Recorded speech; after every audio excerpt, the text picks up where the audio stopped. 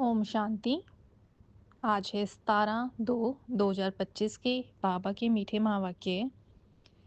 मीठे बच्चे, बाप तुम्हारा मेहमान बनकर आया है तो तुम्हें आदर करना है। जैसे प्रेम से बुलाया है ऐसे आदर भी करना है, निरादर ना हो। आज का प्रश्न है, कौन सा नशा तुम बच्चों को सदा चढ़ा रहना चाहिए? यदि नशा नहीं चढ़ता तो क्या कहेंगे? उत्तर है, ऊंच से ऊंच आसामी इस पति दुनिया से हमारा मेहमान बनकर आया है। यह नशा सदा चढ़ा रहना चाहिए, परंतु नंबरवार यह नशा चढ़ता है। कोई तो बाप का बनकर भी संशय बुद्धि बन हाथ छोड़ जाते तो कहेंगे इनकी तकदीर। ओम शांति। ओम शांति 2 बार कहना पड़े। यह तो बच्चे जानते हैं कि एक है बाबा, दूसरा है दादा, दोनों इकट्ठे हैं ना। भगवान की महिमा भी इतनी ऊंची करते हैं, परंतु अक्षर कितना सिंपल है, गॉड फादर। सिर्फ फादर नहीं कहेंगे, गॉड फादर। वह है ऊंच से ऊंच। उनकी महिमा भी बहुत ऊंच है। उनको बुलाते भी हैं पति दुनिया में। खुद आकर बतलाते हैं कि मुझे पति दुनिया में ही बुलाते हैं, परंतु पति पावन वह कैसे है, कब आते हैं, किसको पता नहीं। आधा कल्प सतयुग त्रेता में किसका राज्य था, कैसा हुआ, यह भी पता नहीं। पतित पावन बाप आते भी जरूर हैं। उनको कोई पतित पावन कहते, कोई लिबरेटर कहते हैं। पुकारते हैं कि स्वर्ग में ले चलो, सबसे ऊंच से ऊंच है ना। उनका पति दुनिया में बुलाते हैं कि आकर हमको भारतवासियों का श्रेष्ठ बनाओ। उनका पोजीशन कितना बड़ा है, हाईएस्ट अथॉरिटी है। उनको बुलाते हैं जबकि रावण राज्य है। नहीं तो इस रावण राज्य से कौन छुड़ावे। यह सब बातें तुम बच्चे सुनते हो तो नशा भी चढ़ रहना चाहिए, परंतु इतना नशा चढ़ता नहीं है। शराब का नशा सभी को चढ़ जाता है यह नहीं चढ़ता। इसमें है धारणा की बात, तकदीर की बात। तो बाप है बहुत बड़ी आसामी। तुम्हारे में कोई कोई को पूरा निश्चय रहता है। निश्चय अगर सबको होता तो संशय में आकर भागते क्यों? बाप को भूल जाते हैं। बाप के बने फिर बाप के लिए कोई संशय बुद्धि नहीं हो सकता, परंतु ये बाप है वंडरफुल।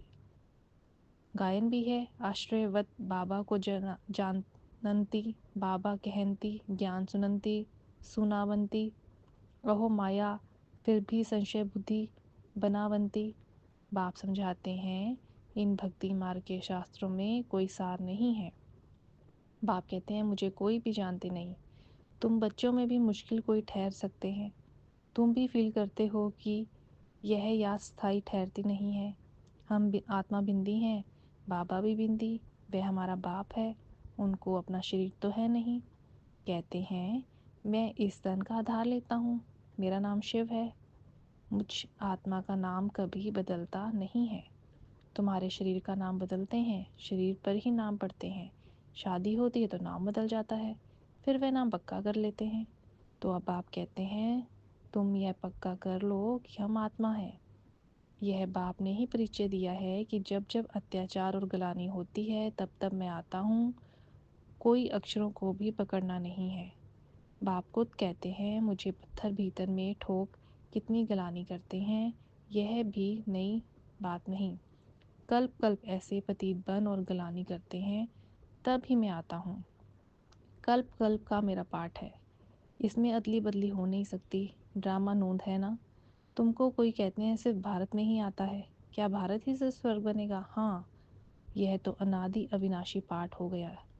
बाप कितना ऊंच से ऊंच है। पतितों को पावन बनाने वाला बाप कहते हैं मुझे बुलाते ही इस पति दुनिया में हो। मैं सदा पावन हूँ, मुझे पावन दुनिया में बुलाना चाहिए ना, परंतु नहीं, पावन दुनिया में बुलाने की दरकार ही नहीं। पति दुनिया में ही बुलाते हैं कि आकर पावन बनाओ। मैं कितना बड़ा मेहमान हूँ, आधा कल्प से मुझे याद करते आए हो। यहाँ कोई बड़े आदमी को बुलाएंगे करके 1-2 वर्ष बुलाएंगे, फलाना इस वर्ष नहीं तो दूसरे वर्ष आएगा। इनको तो आधा कल्प से याद करते आए हो। इनके आने का पाठ तो फिक्स हुआ पड़ा है, यह किसको भी पता नहीं है। बहुत ऊंच से ऊंच बाप है। मनुष्य बाप को एक और तो प्रेम से बुलाते हैं, दूसरे महिमा में दाग लगा देते हैं। वास्तव में ये बड़े थे बड़ा गेस्ट ऑफ ऑनर है, जिनकी महिमा को दाग लगा दिया है। कह देते हैं वह पत्थर टिक्कर सब में है। कितनी हाईएस्ट अथॉरिटी है, बुलाते भी बहुत प्रेम से हैं, परंतु हैं बिल्कुल बुद्ध। मैं ही आकर अपना परिचय देता हूँ कि मैं तुम्हारा फादर हूँ। मुझे गॉडफादर कहते हैं। जब सब रावण की कैद में हो जाते हैं तब ही पाप को आना पड़ता है, क्योंकि सब हैं भक्तियाँ अथवा ब्राइड्स, सीताएं। बाप है ब्राइड ग्रूम राम। एक सीता की बात नहीं, सब सीताओं को रावण की जेल से छुड़ाते हैं। यह है बेहद की बात। यह पुरानी प्रतीत दुनिया, इसका पुराना होना फिर नया होना एक्यूरेट है। यह शरीर आदि तो कोई जल्दी पुराने की हो जाते, कोई जास्ती टाइम चलते हैं। यह ड्रामा में एक्यूरेट नोंद है। पूरे 5000 वर्ष बाद फिर मुझे आना पड़ता है। मैं ही आकर अपना परिचय देता हूँ और सृष्टि चक्र का राज समझाता हूँ। किसको भी ना मेरी पहचान है, ना ब्रह्मा विष्णु शंकर की, ना लक्ष्मी नारायण की, ना राम सीता की पहचान है। ऊंच से ऊंच एक्टर्स ड्रामा के अंदर तो यही हैं। तो मनुष्य की बात, कोई 8-10 भुजा वाले मनुष्य नहीं है। विष्णु को 4 भुजा क्यों दिखाते हैं? रावण की 10 शीश क्या है? यह किसको भी पता नहीं है। बाप ही आकर सारे वर्ड के आधे मध्य अंत की नॉलेज बताते हैं। कहते हैं मैं बड़े से बड़ा गेस्ट परंतु गुप्त। यह भी सिर्फ तुम ही जानते हो, परंतु जानते हुए फिर भी भूल जाते हो। उनका कितना रिकॉर्ड रखना चाहिए, तुम्हें याद करना चाहिए। आत्मा भी निराकार, परमात्मा भी निराकार, इसमें फ़ोटो की भी बात नहीं। तुमको तो आत्मा निश्चय कर बाप को याद करना है, दे अभिमान छोड़ना है। तुम्हें सदैव अविनाशी चीज़ को देखना चाहिए। तुम विनाशी देह को क्यों देखते हो? देही अभिमानी बनो, इसमें ही मेहनत है। जितनी याद में रहेंगे उतना कर्मातीत अवस्था हो पहुँच पाएंगे। बाप बहुत ही सहज योग अर्थात याद सिखलाते हैं। योग तो अनेक प्रकार के हैं, याद अक्षर ही अर्थात है। परमात्मा बाप को याद करने में ही मेहनत है। कोई विरला सच बताते हैं कि हम इतना समय याद में रहा, याद करते ही नहीं हैं तो सुनाने में लज्जा आती है। लिखते हैं सारे दिन में 1 घंटा याद में रहे तो लज्जा आनी चाहिए ना। ऐसे बाप जिसको दिन रात याद करना चाहिए और हम सिर्फ 1 घंटा याद करते हैं, इसमें बड़ी गुप्त मेहनत है। बाप को बुलाते हैं तो दूर से आने वाला गेस्ट हुआ ना। बाप कहते हैं मैं नई दुनिया का गेस्ट नहीं बनता हूँ, आता ही पुरानी दुनिया में हूँ। नई दुनिया की स्थापना आकर करता हूँ। यह पुरानी दुनिया है, यह भी कोई अर्थात नहीं जानते हैं। कोई नई दुनिया की आयु ही नहीं जानते। बाप कहते हैं यह नॉलेज मैं ही आकर देता हूँ, फिर ड्रामानुसार यह नॉलेज गुप्त हो जाती है। फिर कल्प बाद यह पार्ट रिपीट होगा। मुझे बुलाते हैं, वर्ष वर्ष शिव जयंती बनाते हैं। जो होकर जाते हैं तो उनकी वर्ष वर्ष वर्ष मनाते हैं। शिव बाबा की भी 12 मास बाद जयंती मनाते हैं, परंतु कब से मनाते आए हैं यह किसको भी पता नहीं है। सिर्फ कह देते हैं कि लाखों वर्ष हुए। कलयुग की आयु ही लाखों वर्ष लिख दी है। बाप कहते हैं यह है 5000 वर्ष की बात। बरोबर इन देवताओं का भारत में राज्य था ना। तो बाप कहते हैं मैं भारत का बहुत बड़ा मेहमान हूँ, मुझे आधा कल्प से बहुत निमंत्रण देते आए हैं। जब बहुत दुखी होते हैं तो कहते हैं पतित पावन आओ, मैं आया हूँ पतित दुनिया में। रथ तो हमको चाहिए ना। आत्मा है अकाल मूर्त, उनका यह तख्त है। बाप भी अकाल मूर्त है, इस तख्त पर आकर विराजमान होते हैं। यह बड़ी रमणीक बातें हैं, और कोई सुने तो चकित हो जाए। अब बाप कहते हैं बच्चे मेरी मत पर चलो, समझो शिव बाबा मत देते हैं। शिव बाबा मुरली चलाते हैं, ये कहते हैं मैं उनकी मुरली सुनकर बजाऊंगा। सुनाने वाला तो वह है ना। यह नंबर 1 पूज्य सो फिर नंबर 1 पुजारी बन। अभी ये पुरुषार्थी है। बच्चों को हमेशा समझना चाहिए हमको शिव बाबा की शिवरत मिली है। अगर कोई उल्टी बात भी हुई तो वह उल्टी कर देंगे। यह अटूट निश्चय है तो रिस्पॉन्सिबल शिव बाबा है। यह ड्रामा में नोंद है। विघन तो पड़ने ही हैं, बड़े बड़े कड़े कड़े विघन पड़ते हैं। अपने बच्चों के भी विघन पड़ते हैं। तो हमेशा समझो कि शिव बाबा समझाते हैं तो याद रहेगी। कई बच्चे समझते हैं ये ब्रह्मा बाबा मत देते हैं, परंतु नहीं, शिव बाबा ही है रिस्पॉन्सिबल। परंतु दे अभिमान है तो घड़ी घड़ी इनको ही देखते रहते हैं। शिव बाबा कितना बड़ा मेहमान है तो भी रेलवे आदि वाले थोड़ी जानते हैं। निराकार को कैसे पहचाने व समझें। वह तो बीमार हो ना सके तो बीमारी आदि का इनका कारण बताते हैं। वह क्या जाने इनमें कौन है।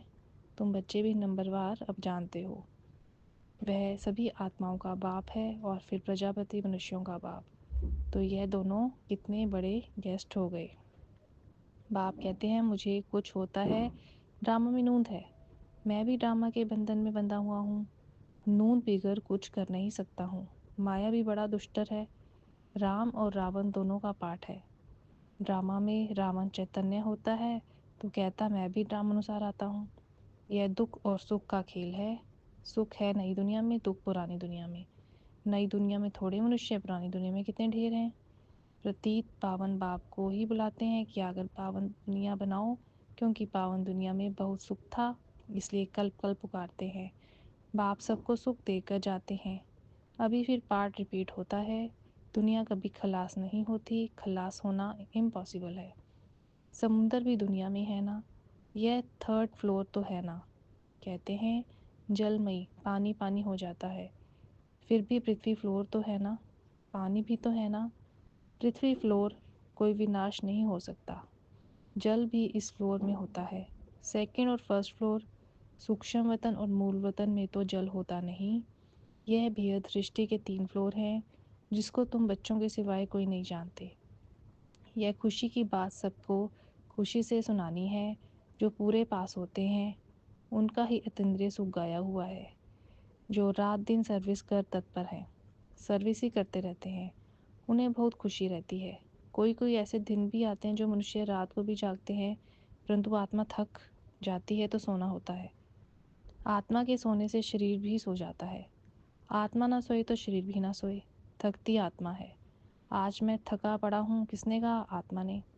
तुम बच्चों को आत्म अभिमानी हो रहना है, इसमें ही मेहनत है। बाप को याद नहीं करते, देही अभिमानी नहीं रहते, तो देह के संबंधी आदि याद आ जाते हैं। बाप कहते हैं तुम नंगे आए थे, फिर नंगे जाना है। यह देह के संबंध आदि भूल जाओ। इस शरीर में रहते मुझे याद करो तो सत्व प्रधान बनेंगे। बाप कितनी बड़ी अथॉरिटी है, बच्चों के सिवाय कोई जानते नहीं। बाप कहते हैं मैं गरीब निवास, सभी साधारण हैं। पतित पावन बाप आया है, यह जान लें तो पता नहीं कितनी भीड़ हो जाए। बड़े बड़े आदमी आते हैं तो कितनी भीड़ हो जाती है। तो ड्रामा में इनका पार्ट भी गुप्त रहता है। आगे चल आहिस्ते आहिस्ते प्रभाव निकलेगा और विनाश हो जाएगा। सब थोड़ी मिल सकते हैं। याद करते हैं ना तो उनको बाप का परिचय मिल जाएगा, बाकी पहुंच नहीं पाएंगे। जैसे बांदीली बच्चियां मिल नहीं पाती, कितने अत्याचार सहन करती हैं, विकार को छोड़ नहीं सकते हैं। कहते हैं सृष्टि कैसे चलेगी। अरे सृष्टि का बोझ बाप पर है, तुम पर। बाप को जान लेवें तो फिर ऐसे प्रश्न ना पूछें। बोलो पहले बाप को तो जानो, फिर तुम सब कुछ जान जाएंगे। समझाने की भी युक्ति चाहिए। अच्छा, मीठे मीठे से गिलदे बच्चों प्रति माता पिता बाप दादा का याद प्यार और गुड मॉर्निंग। रूहानी बाप की रूहानी बच्चों को नमस्ते। हम रूहानी बच्चों की रूहानी बाप दादाजी को याद प्यार, गुड मॉर्निंग, नमस्ते, ओम शांति, ओम शांति। शुक्रिया बाबा, शुक्रिया। धारणा के लिए मुख्य सार है, सदा ही हाईएस्ट अथॉरिटी बाप की याद में रहना है। विनाशी देह को ना देख देही अभिमानी बनने की मेहनत करनी है। याद का सच्चा सच्चा चार्ट रखना है। सेकंड है, दिन रात सर्विस में तत्पर रह अपार खुशी में रहना है। तीनों लोगों का राज सबको खुशी से समझाना है। शिव बाबा जो श्रीमत देते हैं उसमें अटूट निश्चय रहकर चलना है। कोई भी विघ्न आए तो घबराना नहीं। रिस्पॉन्सिबल शिव बाबा हैं, इसलिए संशय ना हो। आज का वरदान है, श्रेष्ठ वेलय के आधार पर सर्व प्राप्तियों के अधिकार का अनुभव करने वाले पद्मा पद्म भाग्यशाली भव। जो श्रेष्ठ वेला में जन्म लेने वाले श्रेष्ठ भाग्यशाली बच्चे हैं, वह कल पहले कोई टचिंग के आधार पर जन्मते ही अपनेपन का अनुभव करते हैं। वह जन्मते ही सर्व प्राप्तियों के अधिकारी होते हैं। जैसे बीज में सारे वृक्ष का सार समाया हुआ है, ऐसे नंबर 1 वेला वाली आत्माएं सर्व स्वरूप की प्राप्ति के खजाने के आते ही अनुभवी बन जाते हैं। वे कभी ऐसे नहीं कहेंगे कि सुख का अनुभव होता शांति का नहीं, शांति का होता सुख व शक्ति का नहीं। सर्व अनुभवों के संपन्न होते हैं। आज का स्लोगन है, अपनी प्रसन्नता की छाया से शीतलता का अनुभव करने के लिए निर्मल और निर्माण बनो। आज के अव्यक्त इशारे हैं, एकांत प्रिय बनो, एकता और एकाग्रता को अपनाओ। सर्व संबंध सर्व रचनाएं एक से लेने वाला ही एकांत प्रिय हो सकता है। जब एक द्वारा सर्व रचनाएं प्राप्त हो सकती हैं तो अनेक तरफ जाने की आवश्यकता ही क्या है। सिर्फ एक शब्द भी याद रखो, उसमें सारा ज्ञान आ जाता है, स्मृति आ जाती है, संबंध आ जाता है, स्थिति आ जाती है, साथ साथ जो प्राप्ति होती है वह उस एक शब्द से स्पष्ट हो जाती है। एक की याद, स्थिति, एक रस और ज्ञान भी सारा एक की याद मिलता है। प्राप्ति भी जो होती है वह भी एक रस होती है। अच्छा, ओम शांति। शुक्रिया बाबा, शुक्रिया।